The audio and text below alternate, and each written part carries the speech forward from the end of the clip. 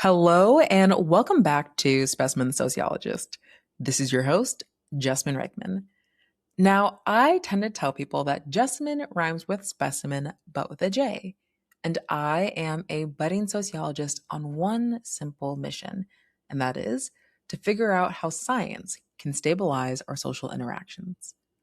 Now, I am back from my month-long holiday hiatus, and darling, am I ready to unpack today's episode? Because today, we are going to figure out how to become a secure individual. I know, it's a very super sexy, thrilling, and engaging conversation to start the year off, but one that I believe is essential. If you can recall, in the last episode, I broke down the sociology of people pleasing, arguing that it isn't a personality trait, rather, it is a learned behavior pattern shaped by social structures, cultural norms, power dynamics, and the overall human need for belonging.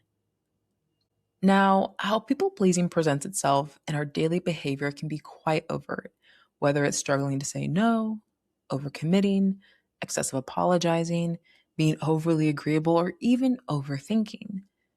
Now, while we can't simply snap our fingers and immediately stop people pleasing, we can shift the perspective of ourselves, which can shift our participation, which can ultimately shift this pattern.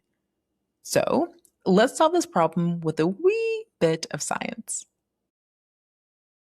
In the world of social science, there's what's called the attachment theory. And this theory explains how early relationships with caregivers shape our expectations of safety, trust, and connection in later relationships.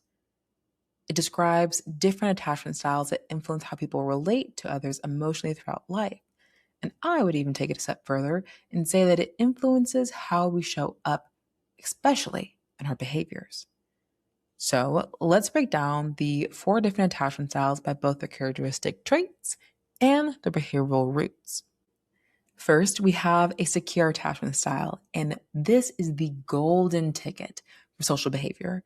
It's often characterized by a person who is comfortable with intimacy, they're self reliant, they're trusting, they're able to express their needs, and they're able to manage conflict well. Now, the seed of the social behavior stems from them having a consistent and a responsive caregiver. Second, we have anxious, also known as preoccupied attachment. And this behavior craves closeness but fears abandonment.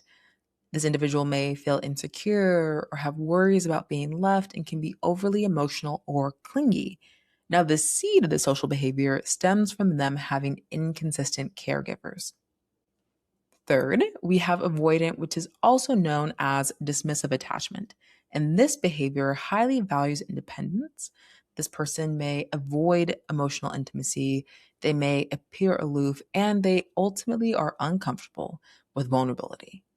Now, the seed of this social behavior is rooted in caregivers who discourage emotional expression or were dismissive. And if I could spend a little bit more time here, this is the one that probably scares me the most because this one is so subtle and is culturally accepted, where that is just putting your head down for a season, or perhaps your parents hyperfixating on your performance academically, not your growth emotionally. And it can always just, I don't know, it can be masked by productivity. And that is not always healthy.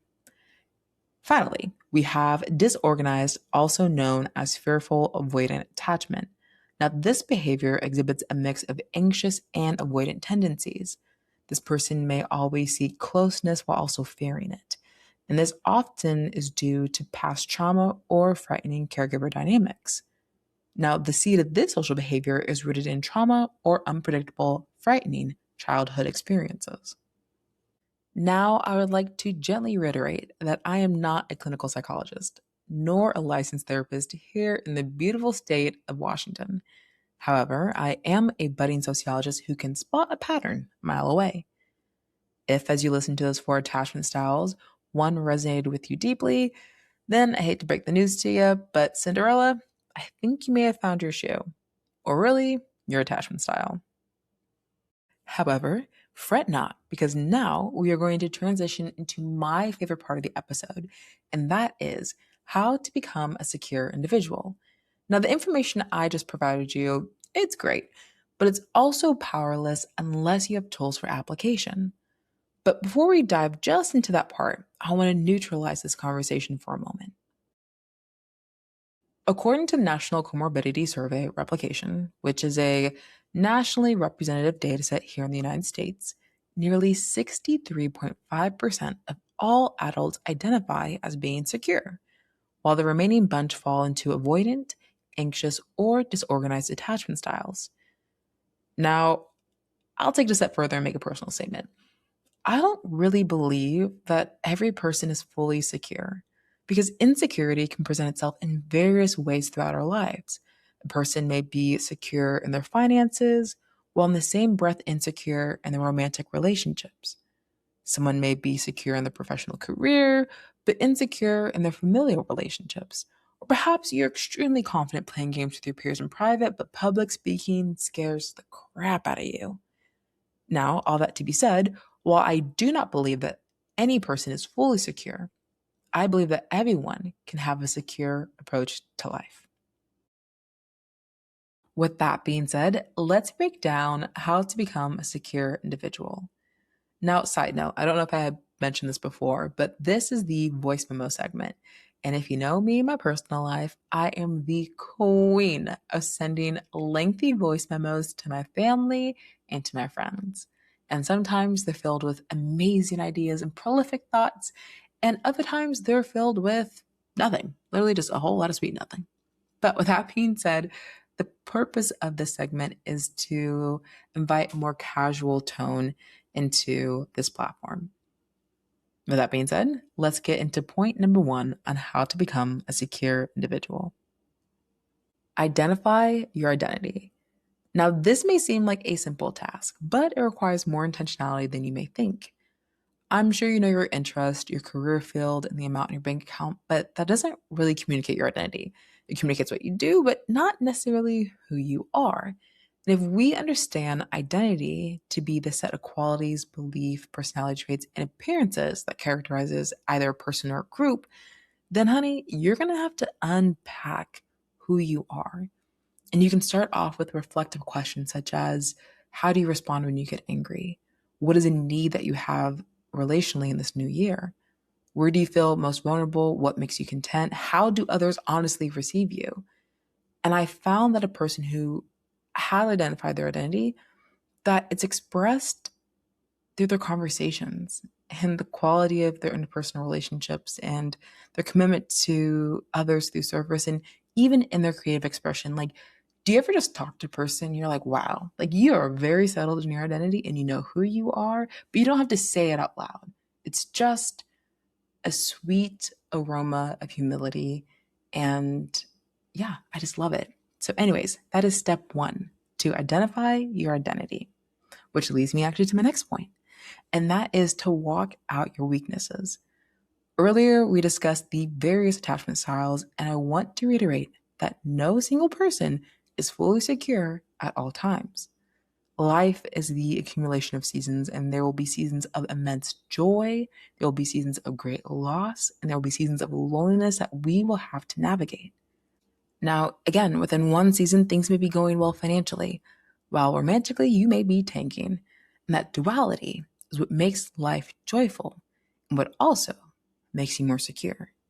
Because there's this fabulous quote from Ralph Waldo Emerson, and he was an American essayist who said that our strength grows out of our weakness. And while I hate admitting my weakness like anyone else, I found that when I operate from them, I begin to cultivate self awareness and I begin to develop a secure approach to life because I'm finally addressing an unstable part of my existence. And let's be honest, when you're admitting your shortcomings, it is the crappiest feeling in the world. It's when you really just start asking rhetorical questions like, am I the problem? Or dang, did I drop the ball there? Or was I really out of pocket? And here's the best one, and probably the most humbling one. It's not even a question, it's really if you have the ear to hear. And that's when multiple people from completely different areas of your life, if they can say the same thing about your behavior, well, honey, at that point, you cannot deny the data. Now, all of this to say, Don't throw yourself a pity party because you will be the only person in attendance. Instead, own your participation and seek help in areas of those weaknesses. For example, are you emotionally unavailable? Go to therapy, honey. Did your last 3 dating situationships fail? That's okay. Vent yourself for a season. You have bad spending habits? That's all right. Try aiming to save $1 a week. Do you not like your parents? Well, forgive yourself and then forgive them. And when you get into that routine of just making a 1% adjustment change, I can guarantee you'll be in a different place than where you started. And here's the last thing before I move on to the next point, and that is when you begin to walk out your weakness, do it in private. This is not the Catholic Church. You do not need to confess your sins to the public, a priest, or social media. Rather, I would say express your concerns to a trusted view. And if you don't have that, then darling, give it to God.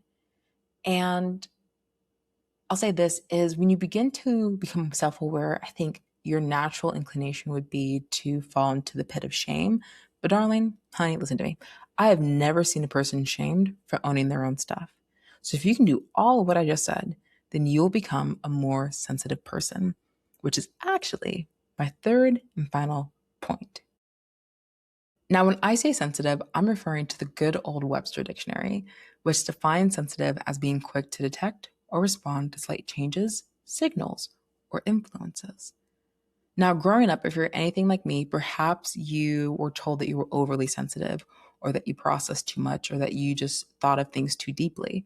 But if we go back to the definition, which defines sensitive as a signal, you can realize that your sensitivity is going to be your greatest asset in this lifetime because it literally is the light that leads you through all of your social interactions, and you just move through life differently. So I found that from my own place of weakness and sensitivity, that I actually ask clarifying questions, that I actually establish boundaries when my social needs are not being met. It's almost like when you're having a conversation with someone and your spidey senses start to tingle, you're like, this is not sitting right in my spirit. And then you get on your way. So again, when you become a sensitive person, you actually embrace conflict in the pursuit of clarity. So even if seasons are unstable or a situation is out of your control, you can have a secure response that only can come from you being sensitive. But anyways, I'm not going to say sensitive one more time because I feel like I've been saying a lot in the last 2 minutes. So let's wrap this episode up and get on with our day. Now, if you can identify where you're starting from on your journey towards becoming a secure individual, and that includes identifying your default attachment style, if you understand who you are, if you can face your weaknesses, and if you can learn how to be sensitive, well, darling, you just became a more secure person. And here's the best part. This isn't just a one-time achievement. You will spend the rest of your life practicing it. Meaning whenever a situation or an old habit shows up, you can run it through this framework and return to a secure way of responding. And from there, you can layer in the more traditional research backed tools, things like setting and maintaining healthy boundaries, developing surrogate attachment figures, or even revisiting your caregiver relationships with a fresh perspective and compassion. And as you grow more secure, the way you show up in relationships, honey, they're going to change. You stop constantly needing something from others and you start to give more freely. You become a better friend, you build honest connections with people who truly align with your values and interests. And here is the most generous part of all. As you become more secure, you're no longer just healing yourself, but you're now capable of being a safe, steady presence in someone else's journey too. So, with that being said, hopefully you enjoyed today's episode. Again, my name is Jessamine, rhymes with specimen, but with a J, and I'm a budding sociologist on a simple mission to figure out not only the science behind our social lives, but how it can be used as a tool to stabilize our social interactions. So, if you enjoyed today's episode, make sure to subscribe, share with a friend or a friend, or sow into the future of my journey. And on that note, have a powerful day.